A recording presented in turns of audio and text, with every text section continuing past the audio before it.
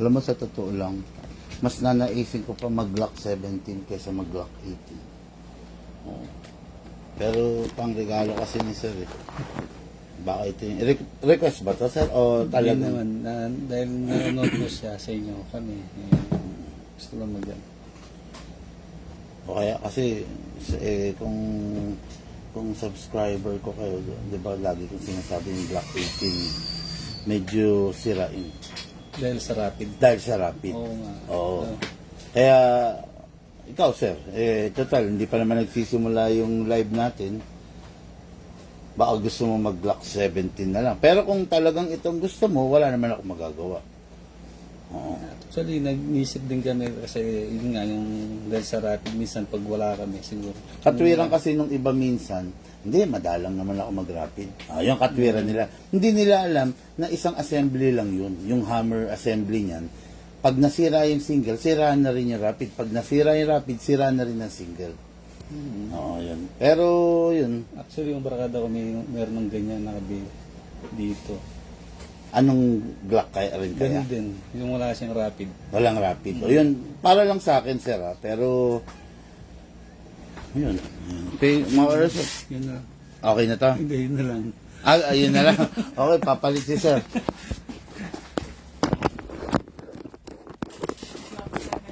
Glock 17. Kasi, nakakatakot, sir, eh. Unang-unang, layo mo sa akin. Ito, karating na nakwas.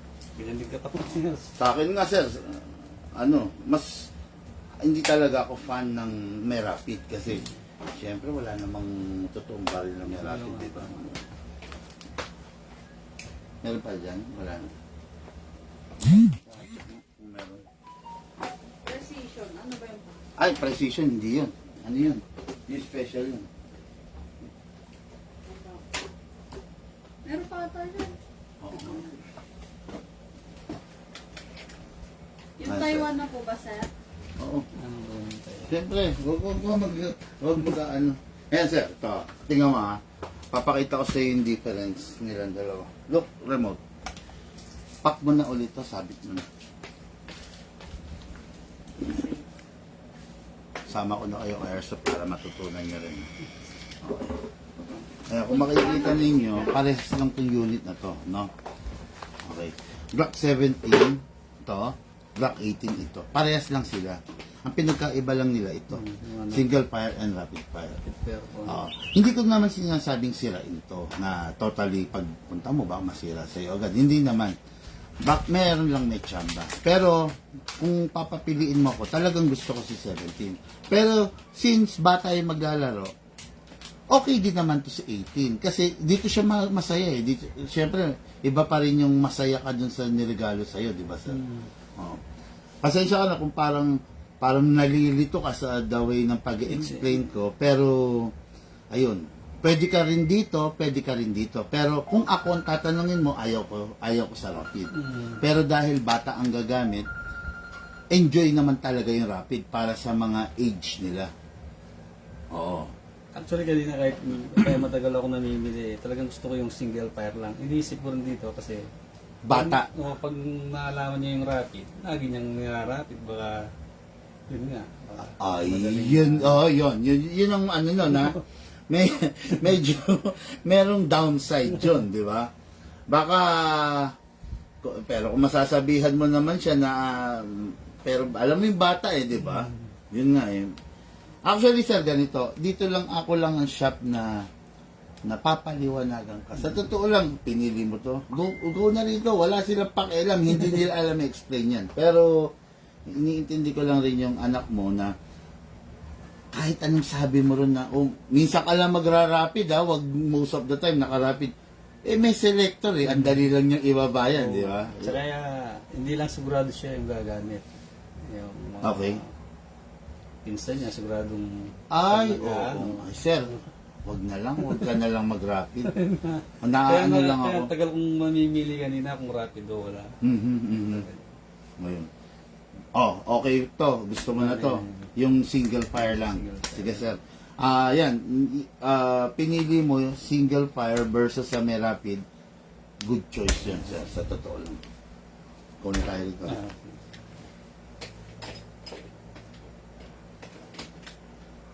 Ayaw mo ng mga caliber 45. Ayun lang naman. Malilito na Hindi, naman. bibili ako para sa akin. Ah, ganun. Mga 2 weeks or 3 weeks. Balik ako rin. Ayan, si Sir, taga mga ka-airsoft na taga Guagua, Pampanga. Mga kamag-anak namin dyan, mga kanlas. Paglas, meron din sa barrio namin. Yes, sir. Pangan kami, sir. Yung mga kamag-anak namin. Pangan, meron din dun. Ayan, mga taga San Simon kami, sir. Oo. Ah, Tapos, ayun, kamag-anak namin dyan, kanlas, mga Betis. Dyan sa Magdala Betis. sa Santo Cristo, meron din. Yan, totoo. Yan. Ayun. Yung punto ni Sir, yung ano ba, yung dawi ng pananalita talagang Kapampangan ng dati. Ako kasi Kapampangan, pero ano Sir, lumaking Maynila na.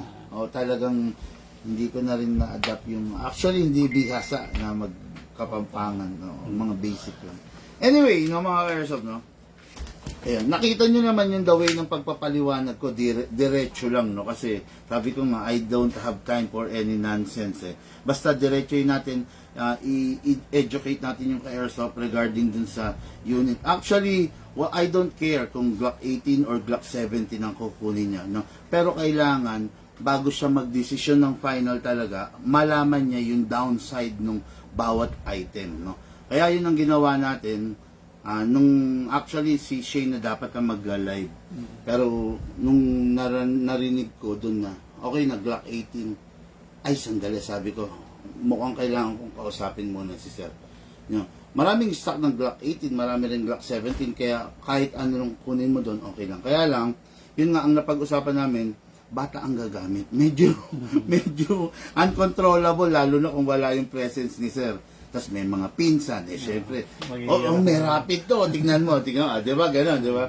Ayun, mapapasarap sa rapid. So, yung barrel, every time na nira-rapid natin, I mean the pistol, sa rifle, ibang usapan yun. Sa pistol, every time na nira-rapid natin, yung light niya, talagang bumababa, no? Torture sa baril yun. Okay? Ngayon, start natin. Demo yan ba? Sir Pat of Guagua, Pampanga. Laki ni Sir, siya yung tunay na big man, no? Nanliit yung inyong lingkod. Okay, so, unit niya is the Glock 17 Gen 5. What good and special about this? Alisin ko na to. Since bata yung gagamit mo, kung hindi nila kailangan to, pero isasama natin, no?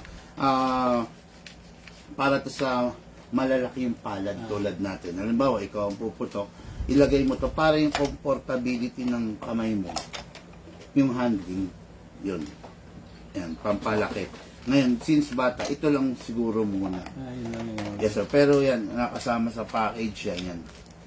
Okay, so yan, yung unit ng the Glock 17, from Glock 18, tumalon tayo sa Glock 17. Mas komportable ako na ganito, no? Single fire lang kasi yun, takot-takot talaga sa sa rapid fire.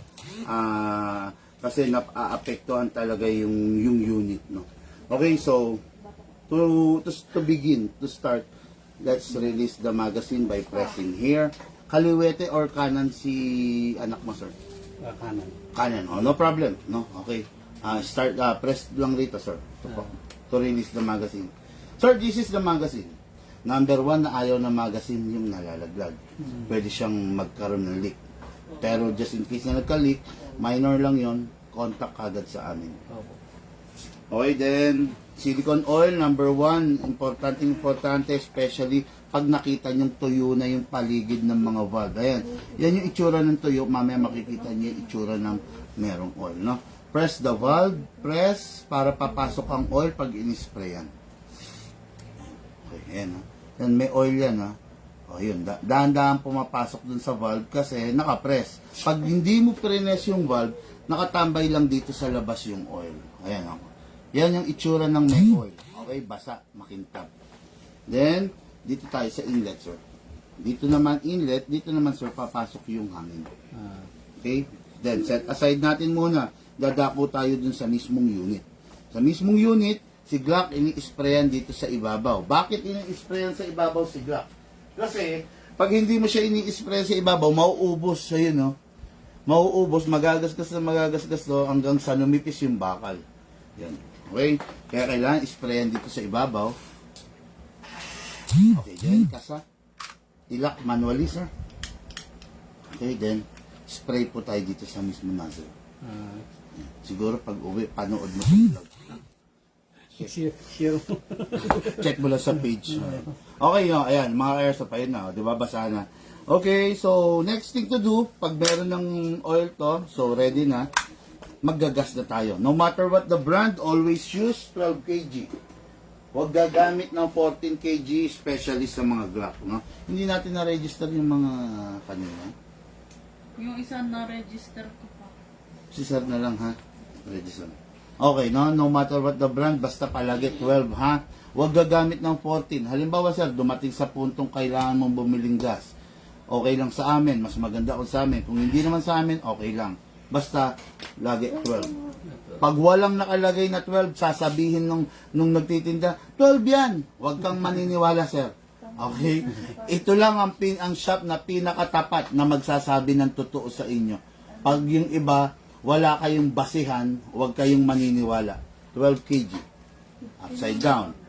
Sakto lang muna. Ano pangalan anak mo, sir? PJ. Sir PJ, ha? Ganito. Isasakto mo, then press down. 1, 2, 3. Okay, 3 seconds is enough para sa isang full rounds, no?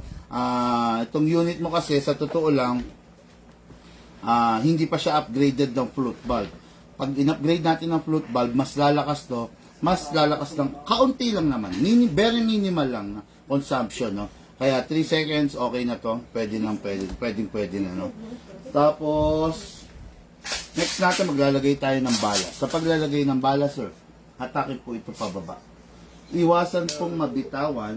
Look, kasi yung magazine dito, Nathan. Ay, Lagi na lang dito to, no? Iwasang mabitawan to, kasi pwedeng mabasag to o baka matulad ka dito. Ayan, no? nangyari ba? Basag. Ayan, no? Ayan, okay. Matutulad ka rito, masisira, di ba? Ngayon, ang problema, wala naman tayong nabibili nito. Okay? Papalit ka ng buong magazine, magastos. Hatak pababa, Sir PJ, put your right thumb here para kung mabibitawan mo. Okay, dito tatama, hindi rito, okay? Hatak ulit. Then dito isushoot yung bala, Sir PJ, ha? Then, pump lang natin.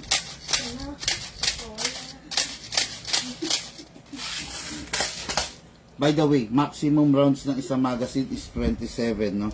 Pero ang allowed lamang is between 20 to 23 para para hindi masira yung spring. Okay? Pasok sa unit, malakas. Wag na wag gagawin yung itinutulak. Itinutulak, ayan, ayaw mag-lock, pag tinutulak lang. Kailangan malakas. Okay? Kasa. Ready to fire. Okay. Sir, firing po. Ayun po yung target natin.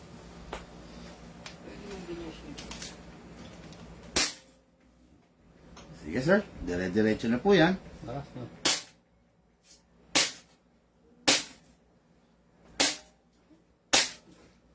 Lakas. Hanggang maubos. Huwag kang umubos.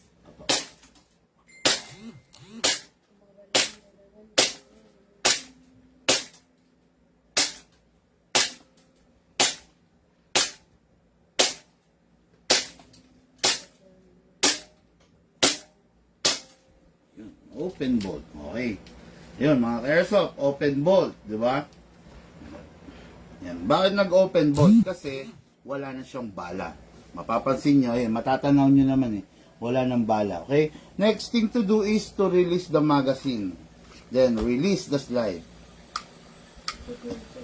Hatak pala. Okay. Then, rest the hammer by pressing the trigger. Ulitin natin, no? Ulitin natin. So, nakapasok na ganyan. Release the magazine. Then, release the slide. Then, rest the hammer. Hammer nasa loob by pressing the trigger. Nakalabitin ko yan. Yes, sir. Kasi, pag hindi mo pinalabit, nakaganyan yan, di ba? Nakakasayan. So, ready to fire yan. Pagpasok mo nito, halimbawa lang, nag-malfunction. Pagpasok mo nito, puputok agad yan. Ganun. Yes, sir. Kaya always safety tayo. Para kung paano natin i-treat yung tunay na baril, ganun din siya. Release magazine, then release the slide, then rest. Okay. Yan. Pag ganyan, okay na yan. Kasi, pakitaan kita, sir, halimbawa, yan, ganyan. Naka ano yan, di ba? Nakakasayan. Nandyan ang magazine. Tingnan mo. puputok. Kaya, Nakano. hindi pwedeng i-jumble yun, ha. Ang proper, release the magazine, then the slide, then rest. Okay, hindi pwede na release the slide, then rest. Puputok. Okay, kaya release magazine, then the slide, then rest. Okay. Para ano, no? Safety first, i-treat natin siya ng parang kung paano natin treat yung real gun. Pag natutunan mo yon, na-adapt mo yon, lagi yung the way na maglaro ka, disiplinado talaga. Okay, guys, ang unit lifetime service warranties dito sa Bigman, no? Lifetime service warranty, pag may problema, tawag agad, sir, no? Every week nasa norte kami, every week nasa south kami. Kung sakaling hindi tayo magtatagpo sa norte, the only way na ma-repair to, madala mo rito or ipaship mo. Pero kung kaya mo naman kaming tagpuin, halimbawa lang, wala kaming biyahe sa Guagua, pero meron kaming Angeles or San Fernando, pwede naman tayo magkita, mag-meet up tayo. Okay, mga Airsoft, maraming salamat po sa inyo. Lahat po tayo nagmula sa iba't ibang larangan. Pinagbuklod, pinag-isa ng iisang libangan. Yun ang paglalaro ng Airsoft, hatid sa inyo ng inyong lingkod, Bigman. Okay. Sir Pat, thank you po. Thank you po.